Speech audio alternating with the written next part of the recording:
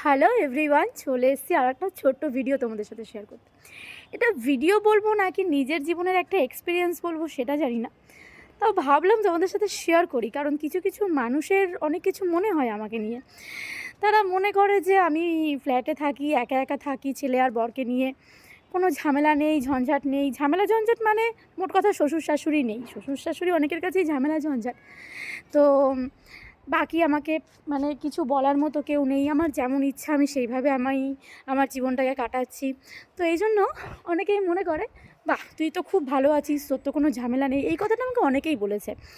Even একজন বয়স্ক মহিলা, মানে আমার একজন দুঃসম্পর্কের রিলেটিভ হয়, উনি অবধি আমাকে ফোন করেছি ওনাকে যখন জিজ্ঞাসা করলাম কেমন আছো, তো উনি আমাকে এই কথাটা ফার্স্ট বললো। আমাকে জিজ্ঞাসা করলো না একবারও তুমি কেমন আছো, উল্টে আমাকে এই কথাটা জিজ্ঞাসা বললো, তোর তো কোনো কাজ নেই বল। আমি না জাস্ট আকাশ থেকে পড়লাম। ওই যার কথা বলছি তার এজ মোটামুটি তোমাদের মনে করো 80-র কাছাকাছি। তা আমি খালি এটাই ভাবলাম যে ওনাকে, আমার 11 বছর হয়েছে, বিয়ে হয়েছে, আমার ছেলে ক্লাস 3-তে পড়ে, আমি রীতিমতো সংসারী। তো আমার কোনো কাজ নেই তার কেন মনে হলো? মানে একটা মেয়ে যদি বাড়িতে অন্য কেউ না থাকে, ফ্যামিলি মেম্বার আর শ্বশুর শাশুড়ি, দুর্ভাগ্যক্রমে আমার শ্বশুর শাশুড়ি দুজনেই মারা গেছেন। আমার শ্বশুর তো মারা গেছেন আমার বিয়ের অনেক আগেই, আমার বর তখন অনেক ছোট ছিল। আর আমার শাশুড়ি আমার ছেলের যখন 2 বছর বয়স সেই সময় হঠাৎই মারা যান। তারা থাকলে আমার সত্যিই ভাগ্য অন্যরকম হতে পারত। বাড়িতে বড় মেম্বার না থাকা কতটা যে দুর্ভাগ্যজনক সেটা আমরা ফিল করতে পারি প্রত্যেকটা মুহূর্তে। কিন্তু যাদের বাড়িতে আছে তারা বোঝে না। তাদের কাছে শ্বশুর শাশুড়ি থাকা মানে হয়তো মানে বাড়িতে ঝামেলা রয়েছে, বিরক্তকর, সবসময় পেছনে বলছে, এরকম অনেকের ধারণা আছে আর কি। তো সেই জন্য তাদের উদ্দেশ্যে বলছি, তোমাদের অনেক ভাগ্য ভালো যে তোমাদের ফ্যামিলিতে বড়রা কেউ আছে এবং তোমাদের সাপোর্ট করার জন্য কেউ আছে। তোমরা তো নিজেরাও জানো না, মানে তোমাদের তো কোনো কাজের জন্য নিজেদের বাইরে যেতে হয় না, তাই জানো না যখন নিজেরা একা থাকবে, যদি কখনো সেই দিন আসে তোমাদের একা থাকতে হবে, দিন তো আসবে আজ না হোক কাল। তো যখন তোমরা একা থাকবে তখন তোমরা বুঝতে পারবে কত ধানে কত চাল। যখন সকালবেলার বাজার করা, একবারে আলু কেনা থেকে রাত্রের মশারি টাঙানো অবধি সব কিছু নিজের হাতে করবে, সেদিনকে বুঝতে পারবে যে হ্যাঁ কোনো কাজ তো নেই, আমি তো খুব ভালো আছি, কোনো কাজ নেই আমার। বাহ কি সুন্দর!